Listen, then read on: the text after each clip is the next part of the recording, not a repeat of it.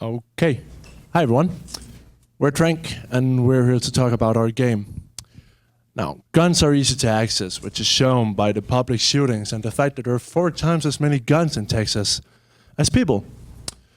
Now, based on this, do you think there's a problem with gun control? You may or you may not. Either way, the whole "I'm from Texas and I own a gun" philosophy isn't just something that you can change. Or maybe you can.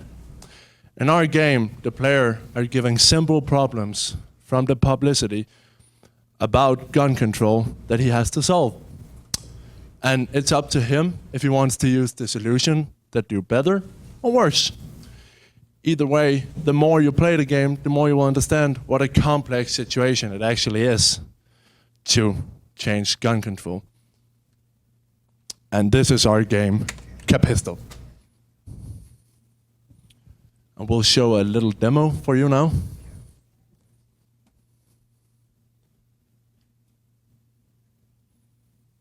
All right, so here's the start screen.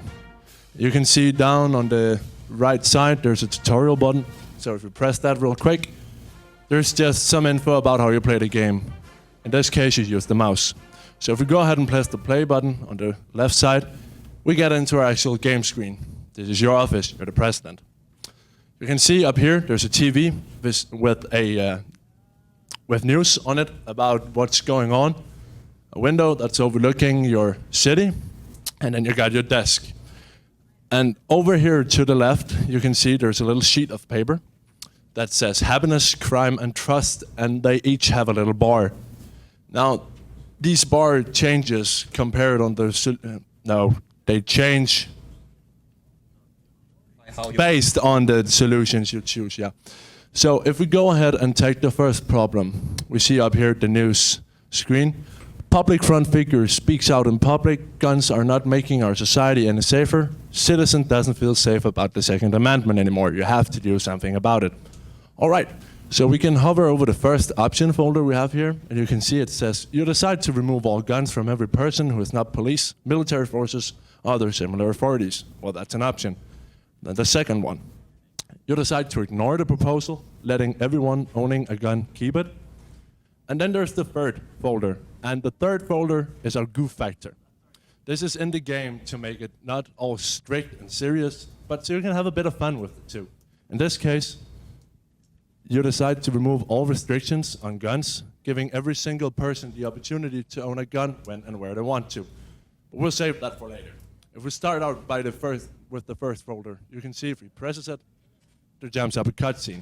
In this case, this solution increased the black market activity for the people who still want to own a gun. All right, so we move on, and then we have a new problem. And again, we get the same 3 folders, and as you can see, the bars has changed. The happiness has gone up, the trust has gone up, and the crime has lowered. And that's great. So if we pick the same option again, you can see that we get the first ending, which is a utopia.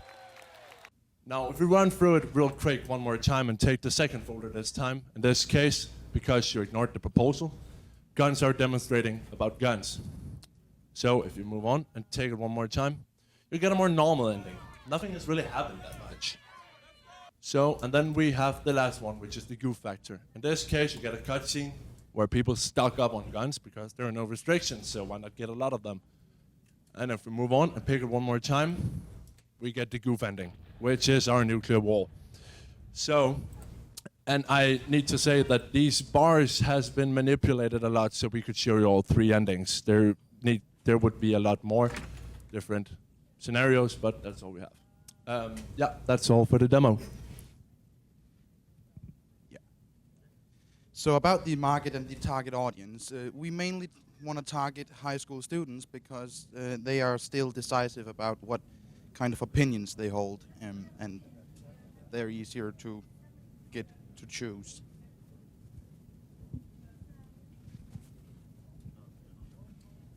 The intent with our game is to give the player a better understanding of the complex issue of gun control. Our game is a simulation game with a focus on politics? In this game, we only have one character, and that is the player himself who is playing as the president. The conflict in this game is the different scenarios that you will meet when you play the game.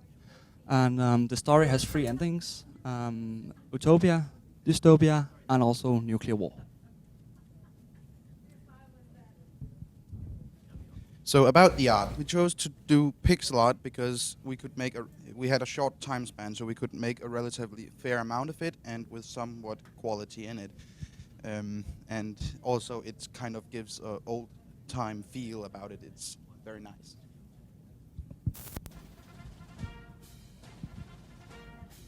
In this game, we wanted to use sound to make the player feel immersed with the game, and that inspired us to use sound from Office, so he felt like the president. And also there was supposed to be some sound right now, but we don't know why it's not working, but that will... No, it's auto playing. That will be the song Hail to the Chief, which is the well-known intro song for the president.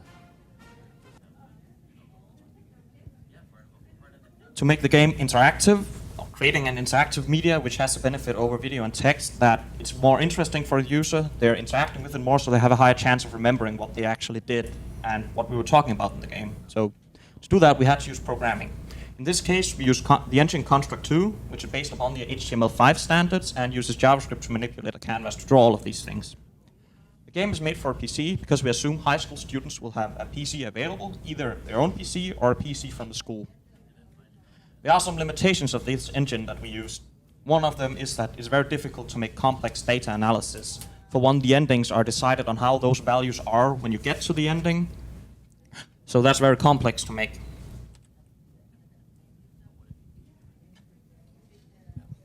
Okay, so Tobias and I are on the art team, and our experience with this was that the most difficult about the game was to scale up the pixel art. Because when you have made the pixel art and you have to scale it up, some pixels can get misplaced. But the best thing was also to actually make the pixel art. It was a real treat.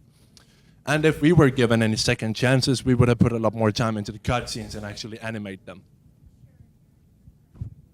And I have been working with sound and audio, and the most difficult part was to find the right sound. The best thing was the huge amount of sound I could choose from. And if I had a second chance, I will also look elsewhere to find new kinds of sound. The most difficult thing in the programming here was using Construct 2 because it has some limitations, as I already spoke about. One is that it's drag and drop, where some of us are used to normal text programming. The best thing we found was using JSON to store all our data, which means we don't have to change the code. We just change a data file, and everything in the game will update, which means we can add more scenarios without actually touching the code. And given a second chance, we would go and use the Unity 5 engine instead. So now we move on to questions and answers. So someone has a question? What would you do if you had more time to work on the game? We would have, among others, made more art. For example, the cutscenes here we wanted those to be animated, and the endings too, but we simply didn't have the time to do that because we had a lot of technical issues by not being able to work at home, for one thing, when we made the art. And we would have added more storyline, because we're also really limited. We have these 4 scenarios you can end up in, but that's it. So, first of all, yes, gun control is an enormous issue, and we have it kind of in our DNA here in the United States and Texas in particular. So, what I was noticing when the player would go through and make those decisions, they seem to be indicating that more guns is more problems, which I may happen to subscribe to, but I'm wondering where you guys got your research on that so that you can, back that up as a fact. Well, as Anders already said in the ending, the numbers here, they were very, very manipulated, and some of them were not even correct because we had to change them to get these drastic endings a lot. But we did do a bit of research, but not that much. I was not in that department. Also, the point about this game is that we try to be as neutral as possible so that the player actually chooses what he thinks is the right and the wrong thing to do. And even if he wants to get a little more fun out of it, maybe try the goof factor. So that's, yeah.